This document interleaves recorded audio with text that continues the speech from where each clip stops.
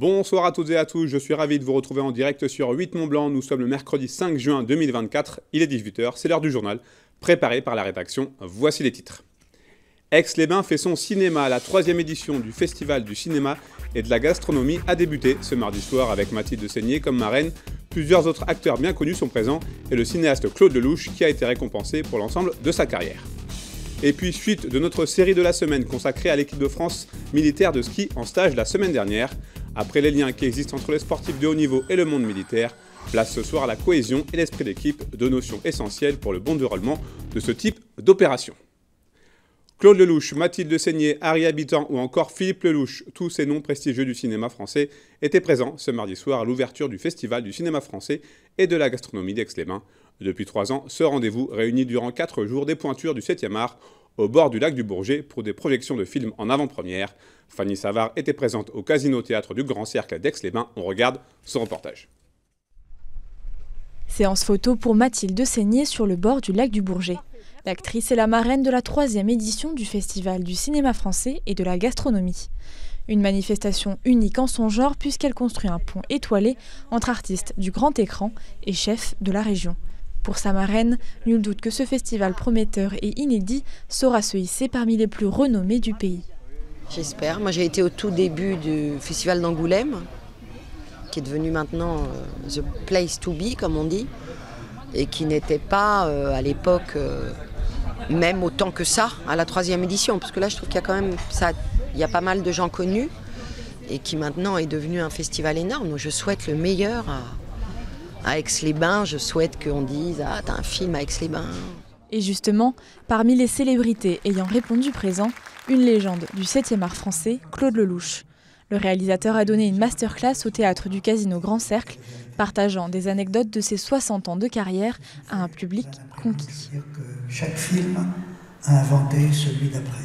Très marqué par son enfance durant la guerre, le cinéaste conserve une attache forte avec la ville qui l'accueille aujourd'hui.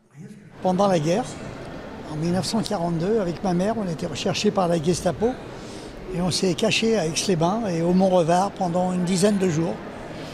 Donc j'en garde un bon souvenir. 80 ans plus tard, le réalisateur français est invité d'honneur du Festival Savoyard et s'est vu remettre le prix d'excellence pour l'ensemble de sa carrière. J'en reviens pas que mes films aient laissé tant de traces et fait plaisir à tant de gens. Voilà, donc vous savez, mon ego est très heureux. Voilà, et c'est difficile de rester modeste quand on vous fait des compliments. Bah écoutez, mais je les prends.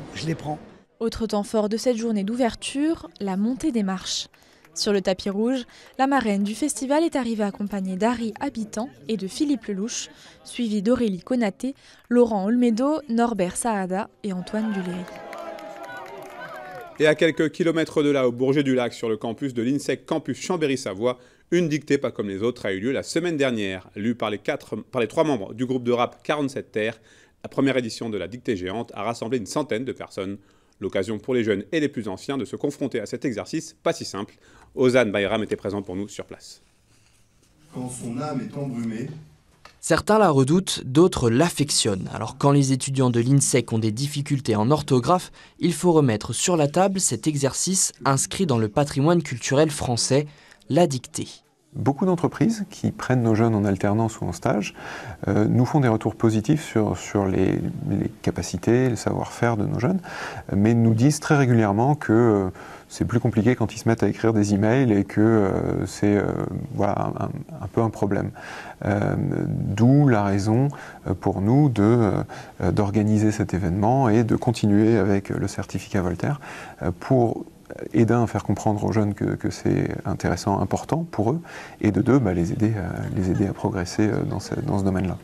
C'est dans une ambiance conviviale que s'est déroulée la séance. Petite particularité de cette première édition ouverte à tous, ce sont les membres du groupe 47 Terres qui sont venus, spécialement pour l'occasion, lire la dictée aux participants.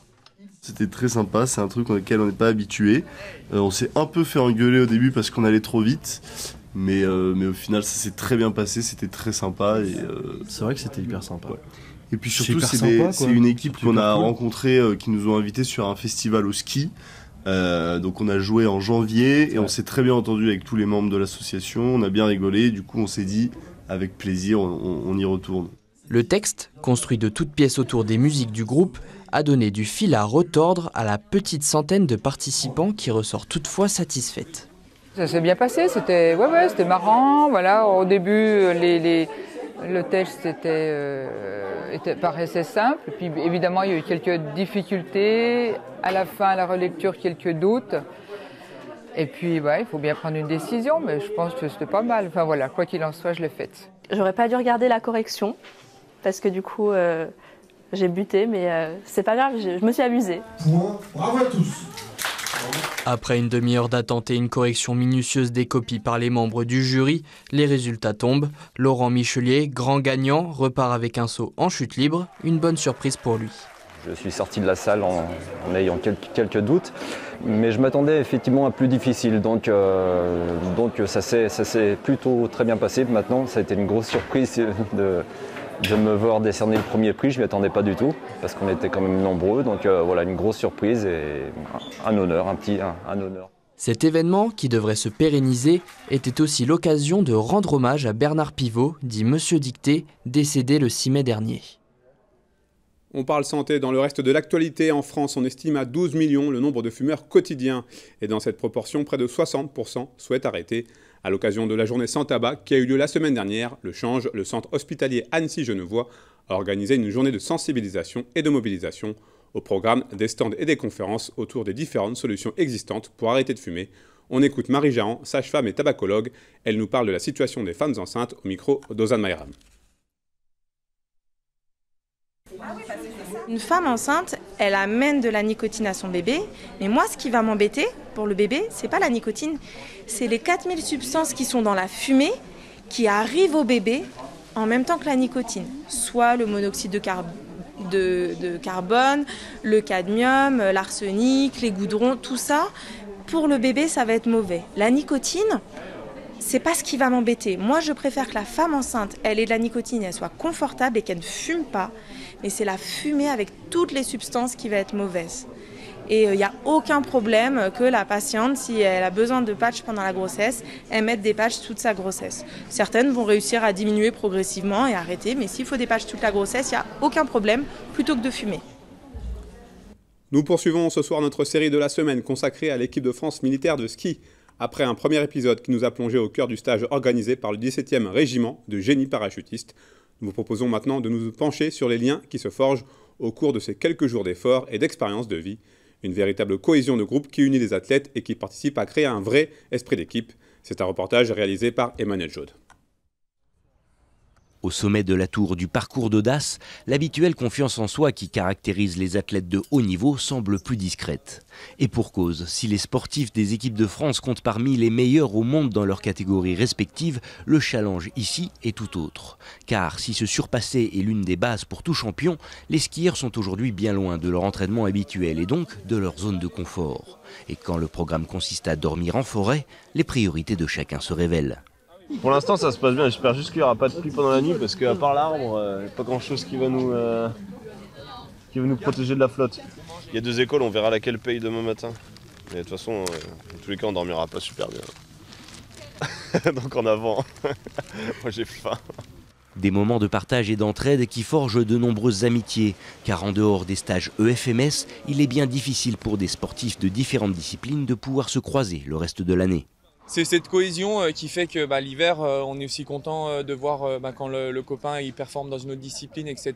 Donc, et je trouve qu'il y a aussi un gros avantage lors des JO, parce là il y a quasiment les 3/4 de la délégation olympique, et du coup tu arrives, tout le monde se connaît, en fait tu es direct dans tes marques, et ça c'est un vrai plus pour la cohésion et pour réussir des performances de haut niveau. Ouais. Répartis en 4 groupes, tous les sportifs ont évolué tour à tour sur les différents agrès, activités et initiations. De véritables épreuves au cours desquelles l'entraide et l'esprit d'équipe ont été la clé de l'efficacité. Des instants uniques vécus en groupe mais qui forgent les uns et les autres en fonction de leur zone de confort respective, à l'image d'Anthony Chalençon, biathlète, fondeur et skieur alpin malvoyant qui a effectué, à l'image de ses camarades, toutes les instructions proposées par le 17e régiment de génie parachutiste. C'est bon, je peux y aller ? Vas-y. Le parcours d'Audace, il y a un moment, on était dos au mur. Donc moi, j'ai jamais eu peur du vide de toute ma vie. Parce que j'ai toujours été face au mur et donc c'est quelque chose que je connais, je me colle au mur, machin, je réfléchis pas au vide et ça va. Et là, en fait, j'étais dos au mur et pour la première fois de ma vie, je tenais le barreau comme ça et j'arrivais pas à le lâcher, quoi. Donc après, voilà, je l'ai lâché, je suis passé. Donc c'est vraiment un moment où je suis allé chercher au-delà. Et aussi l'eau froide, bah pareil, j'ai bien douillé, j'ai bien eu froid. Mais voilà, du coup, je suis allé au bout du truc et c'était vraiment cool, quoi. Même la nuit qu'on a fait tous ensemble en bivouac, voilà, ça fait un esprit de groupe, donc c'est cool. Ouais. Soldats et sous-officiers, au même titre qu'athlètes des équipes de France, la cinquantaine d'engagés se retrouvent ainsi chaque année dans des situations aussi intenses qu'inédites. Des immersions qui ont su créer au fil des années un vrai esprit collectif et solidaire que la plupart quittent d'ailleurs avec une certaine nostalgie. Dernier stage aussi, du coup c'est toujours un peu émouvant parce que c'est des moments qu'on aime beaucoup et du coup voilà, c'est de se dire que on quitte un peu cette famille-là parce que le FMS c'est aussi une famille et donc voilà, c'est toujours pas mal d'émotions, mais pour l'instant on est qu'au début du stage, donc j'en profite pleinement et puis je sais qu'on a créé des liens ici qu'on gardera longtemps après aussi, donc du coup ça rassure. Véritable équipe au sein de l'équipe, le FMS se retrouvera d'ailleurs l'année prochaine à l'occasion des 5e Jeux mondiaux militaires d'hiver qui se dérouleront en 2025 à Goms en Suisse.